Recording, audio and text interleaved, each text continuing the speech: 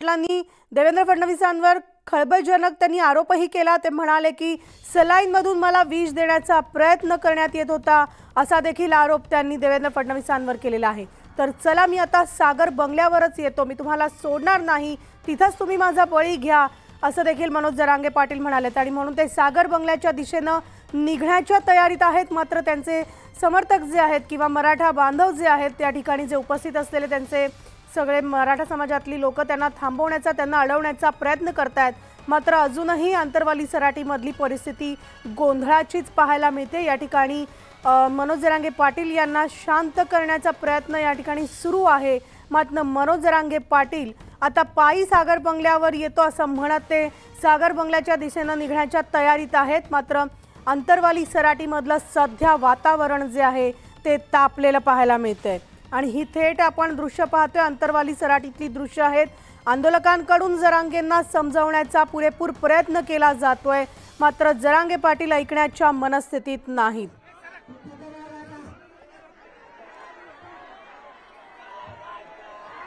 तर या उपोषणस्थळी गोंधळाची परिस्थिती पाहायला मिळते। अंतरवाली सराटीतलं वातावरण तापलेलं आहे।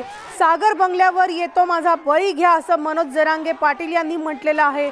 सागर बंगल्याच्या दिशेने मी निघतो, मी तिथं पायी चालत येतो, तुम्ही माझा बळी घ्या, मात्र आरक्षण घेतल्याशिवाय आता मी तुम्हाला सोडणार नाही, असं देखील मनोज जरांगे पाटील यांनी म्हटलेलं आहे। सागर बंगला म्हणजे हा उपमुख्यमंत्री देवेंद्र फडणवीस यांचा हा शासकीय बंगला आहे। या ठिकाणी मी येतो आणि तिथंच माझा बळी घ्या, असं मनोज जरांगे पाटील काही वेळापूर्वी म्हटलेलं त्यांनी होतं। मात्र सध्या सुद्धा उपोषणस्थळी गोंधळाची परिस्थिती आहे।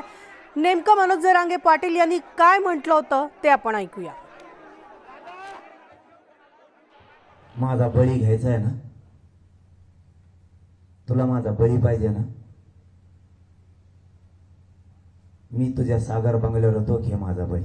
पण समाजाची इमानदारी मी नाही ऐकू शकत। समाजाला ओबीसीतून आरक्षण पाहिजे, तेच घ्यायचंय, घेणार आहे।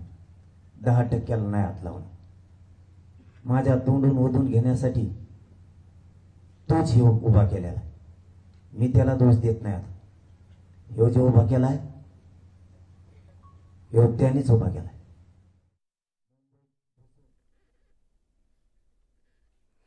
तर ही सगळी दृश्य आहेत अंतरवाली सराटीमधली, ज्या ठिकाणी संपूर्ण गोंधळाची परिस्थिती पाहायला मिळते, वातावरण तापलेलं आहे। जरांगे पाटील यांनी आक्रमक भूमिका घेतलेली आणि त्यांची आक्रमक भूमिका पाहता गावकऱ्यांकडून त्यांची समजूत काढण्याचा प्रयत्न केला जातोय। तर जरांगे पाटलांना थांबवण्याचा प्रयत्न गावकऱ्यांकडून केला जातोय। अंतरवालीमध्ये प्रचंड गोंधळाची परिस्थिती निर्माण झालेली आहे। मनोज जरांगे पाटील हे फडणवीसांच्या बंगल्याच्या दिशेने निघतायत, मात्र त्यांना गावकऱ्यांकडून अडवलं जातंय।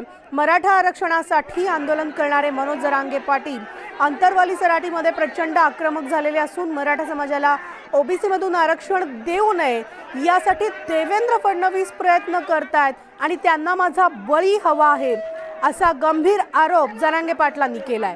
तसंच मी आता फडणवीसांच्या बंगल्यासमोरून जाणार आहे, माझा जीव घ्या, असं म्हणत जरांगे थेट व्यासपीठावरून खाली उतरलेले आहेत आणि मला संपवण्याचा प्रयत्न करत असल्याचं म्हणत जरांगे पाटील आक्रमक झालेले आहेत। तर ते आता सागर बंगल्याच्या दिशेने निघतायत। या ठिकाणी आपण पाहतोय संपूर्ण गोंधळाची परिस्थिती अंतरवाली व सराटीमध्ये आपल्याला पाहायला मिळते। जरांगे यांची आक्रमक भूमिका पाहता गावकऱ्यांकडून त्यांची समजूत काढण्याचा पुरेपूर प्रयत्न केला जातोय, तसंच जरांगे यांना थांबवण्याचा प्रयत्न केला जातोय। त्यामुळे सध्या अंतरवाली सराटीमध्ये प्रचंड गोंधळाचं वातावरण आपल्याला पाहायला मिळतंय।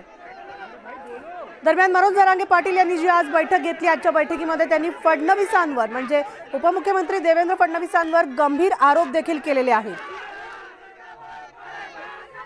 तर आमचे प्रतिनिधी रवी जयस्वाल आपल्यासोबत आहेत, थेट रवीकडे जाणार आहोत। रवी, आपण पाहतोय अंतरवाली सराटीत अतिशय गोंधळाचं वातावरण आहे। मनोज जरांगे ऐकण्याच्या तयारीत नाहीयेत, ते त्यांच्या वक्तव्यावर ठाम आहेत। सागर बंगल्याच्या दिशेने निघतानाची दृश्य पाहायला मिळतात। रवी, सध्या काय परिस्थिती आहे? आपण जर बघितलं तर देवेंद्र फडणवीस यांच्यावरती आरोप करत जरांगे पाटील जे आहे ते अतिशय आक्रमक भूमिका जी आहे ती त्यांनी घेतलेली आहे। जरांगे पाटील सगळ्या मराठा कार्यकर्त्यांसह आता सागर बंगल्याकडे निघालेले आहेत। अतिशय आक्रमक भूमिका घेतलेली आहे। उपोषणाचा 16वा दिवस आहे, तरी सुद्धा पायी पायी चालत जाऊन मी सगळ्या सागर बंगल्यासमोर जाऊन उपोषण करणार आणि जोपर्यंत सगळे सोयऱ्याची अंमलबजावणी होत नाही तोपर्यंत मी या ठिकाणाहून हटणार नाही, अशा पद्धतीची भूमिका जी आहे ते जरांगे पाटील यांनी घेतलेली आहे. अनेक आरोप जे आहेत ते फडणवीस यांच्यावरती मनोज जरांगे पाटील यांनी केलेले आहेत. त्याचबरोबर माझ्या जवळचे जे शिष्टमंडळातील लोक आहेत ते फोडण्याचा प्रयत्न जो आहे तो देवेंद्र फडणवीस करतात. त्यासोबतच अजय महाराज बारसकर यांना सुद्धा देवेंद्र फडणवीसांनीच आणून बसवलं आणि त्यांना या माझ्या विरोधात षडयंत्र रचून त्यांना बोलायला लावले. हे सगळा डाव जो आहे तो देवेंद्र फडणवीसांचा आहे. अशा पद्धतीची भूमिका घेत जरांगे पाटील जे आहे ते देवेंद्र फडणवीस यांच्या सागर बंगल्याकडे निघालेले आहेत आणि या सागर बंगल्यावरती जाऊन मी त्या ठिकाणी उपोषण करेन आणि माझा बळी घ्यायचा तर या ठिकाणी उपोषण करता करता बळी जाण्यापेक्षा मी त्या ठिकाणी जाऊन बळी घेतो, माझा बळी घ्या, अशा पद्धतीची आक्रमक भूमिका जी आहे ते जरांगे पाटील यांनी घेतलेली आहे. हजारोंच्या संख्येनं मराठा बांधव जो आहे तो जरांगे पाटील यांच्या सोबत आहेत. आता जरांगे पाटील जे आहे ते कार्यकर्त्यांसोबत सागर बंगल्याकडे निघालेले आहेत. मात्र आक्रमक भूमिका जी आहे ते मनोज जरांगे पाटील यांनी घेतलेली आहे. त्यांना सगळ्या मराठा बांधवांनी जे आहे ते या ठिकाणी थांबवण्याची विनंती केली, मात्र त्यांनी या ठिकाणी कोणाचाही न ऐकत सागर बंगल्याच्या दिशेने जाण्याची भूमिका घेतली आहे. त्यामुळे मोठा गोंधळ जो आहे तो या ठिकाणी बघायला मिळतोय आणि मोठे कार्यकर्ते जे आहेत ते मराठा आंदोलक या ठिकाणी जमा झालेले आहेत. त्यामुळं आता जरांगे पाटील यांनी आक्रमक भूमिका घेत सागर बंगल्याच्या दिशेने जे आहे ते कूच केलेली आहे.